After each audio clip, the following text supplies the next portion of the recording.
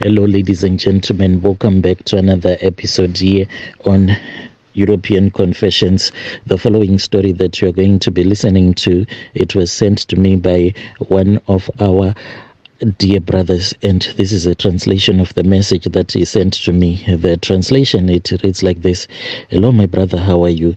Can you please post my own story as hidden identity? I want to confess to you the things that I did when I did my money making rituals at this other mortuary, which is there in Dubarn. So me and my wife, we came here to South Africa. So when me and my wife came here to South Africa, there were a lot of things that ended up happening, and she broke my heart. This woman, she broke my heart, and she must be thankful that she is still alive, because I love her. I loved her with all of my heart. When me and my wife were still back home in Zim, life was really difficult, but if maybe we had remained in Zim, maybe we were still going to be together. But when we came here to South Africa, that was when she revealed her true colors to me. I was just a poor man that was just suffering. So I used to walk around town selling some fruit and veggies. Then my wife, she used to sit in one place where she had a small fruit and veg market. But I can say that our life was really great. We used to love each other even though we were really poor. But when we came here to South Africa, it was because of my brother. My brother told me that there was this other man that wanted a gardener who would come to his house to do some piece jobs. So I then said to my brother, I cannot abandon my wife, because he had said that I should leave my wife, then come to South Africa first, and later on my wife would come and join with me in South Africa. But then I spoke with my brother and I said it is not possible, but he ended up agreeing, and he said, okay, you can both come together. But when we came here to South Africa, I found out that my brother was just staying in a one-roomed back room mukuku, and we started to stay together in that one-roomed house. So at that time his wife was back home in Zim. Little did I know that whenever my brother would tell me that today I do not have any piece job to go to, so I'll be at home, it was because he wanted to spend some time with my wife. They started to sleep with each other until my wife fell pregnant. And when my wife fell pregnant, I did not know that the baby that she was carrying, the baby belonged to my own brother. But with time, you know that in the locations, people are always gossiping about each other. There were people that started to gossip about the way that my wife and my brother, they were handling themselves, and people noticed that they were sleeping together. By the time that I heard that this is what had happened, my heart was filled with pain. We then returned back home, and then there was a family meeting that was held back home, and I spoke with my brother, and the elderly people in our family asked me if I still wanted my wife, since this baby that my wife had given birth to, me and him, we share the same blood. I said, anyway, it is fine, I am going to take my wife back. And after I had taken my wife back, I then started living with my wife in another location, but the pain was still there. Whenever I would look at my wife, I would see her betraying me, lying in bed with my brother. But because of the love that I had for her, I kept on living with her. But deep down, I was a man that was a damaged man. I was more like a damaged goods. And then what I started to do is that I started to blame God, and I started to blame poverty. I said, if I was not a poor man, then my wife was never going to cheat on me. I started to go around. All that I wanted at that time was to fix my brother and to fix my wife. And when I visited this other traditional healer, then that traditional healer told me that the only person that he knew who could actually assist me was a woman who was in Dubarn. So I then went with him to Dubarn. It was during this other Christmas holiday when that man was returning back to his village there in KwaZulu-Natal, but we ended up meeting with this woman in Dubarn. That is where she has one of her houses. One is in the villages, and the other one, it is in Dubarn. So I met up with her at her home in Dubarn, and whilst we were speaking, she then said that I can see that there is so much anger in your heart. How about I just give you some charms? I am going to give you some charms that is going to make you to become a very rich man.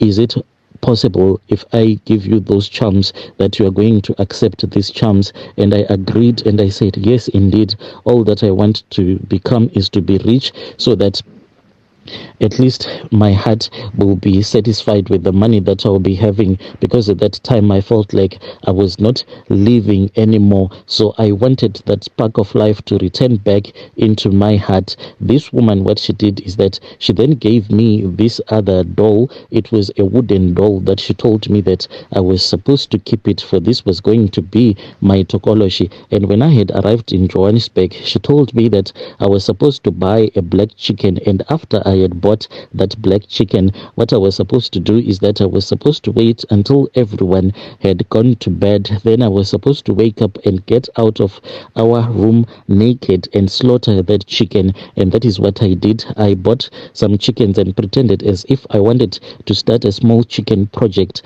and the landlord had already allowed me to do that. But little did they know that this was part of my rituals. After I had bought that chicken, then there was this other night when my wife was fast asleep. I woke up and I pretended as if I had diarrhea. I wanted to go to the toilet. I took one of the morning gown that belongs to her and a roll of tissue, and I even walked pretending as if I was having a stomach ache. When I got outside, I removed that morning gown that belonged to my wife, and I went to the back of the rooms. That was when I slaughtered that black chicken, and I let the blood to drop on that wooden doll. If it was not for that traditional healer who had given me all of those charms, I'm sure that this was the day that I was going to die, because after I had dropped the blood on top of that wooden doll, then it came to life. This doll, it came to life. Then it started to breathe, and it started breathing.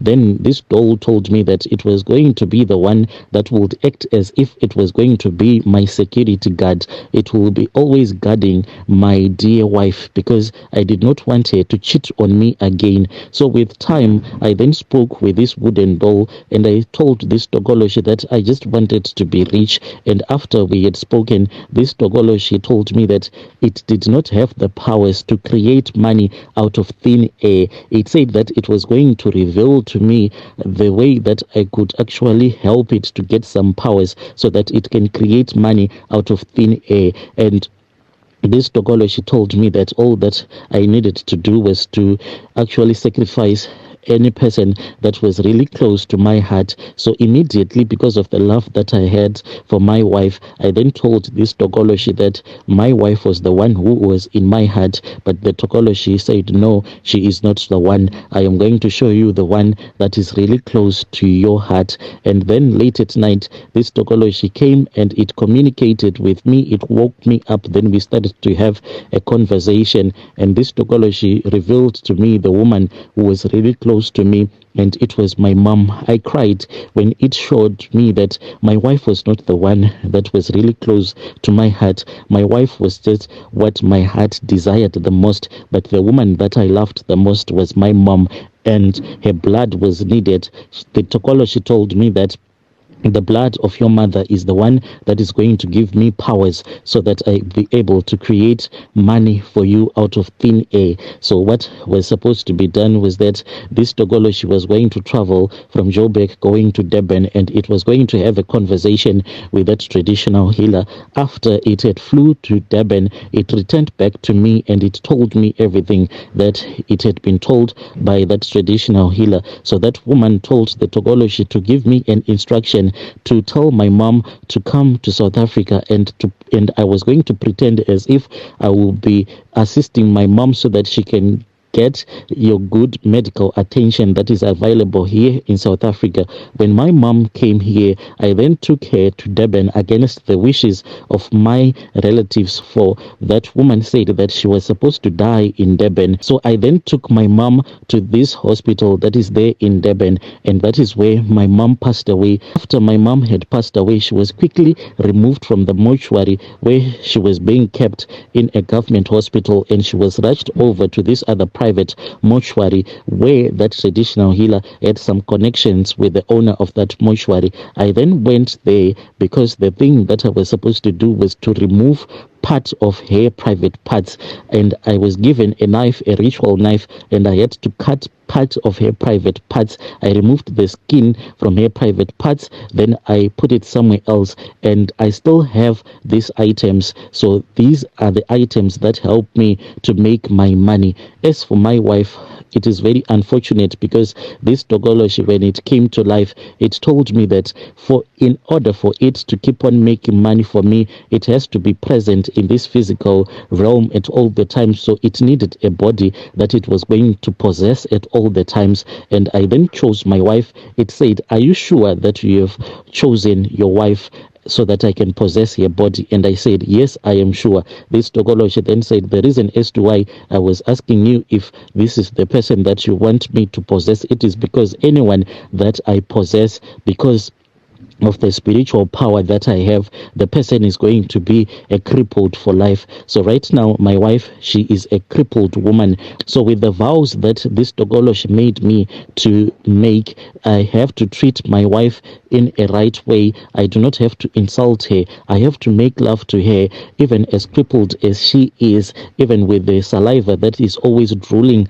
out of her mouth. I have to kiss her, to make love to her, to show her that I love her, to keep her happy. Because if she ever gets sad, then this means that the Tokoloshi will start to lose its power to make money for me. This is my own confession, Brother Nashi, but I was given the go ahead to sleep with as many women that I want.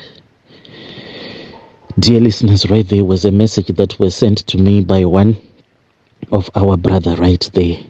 Strange things do happen in this world. Yo,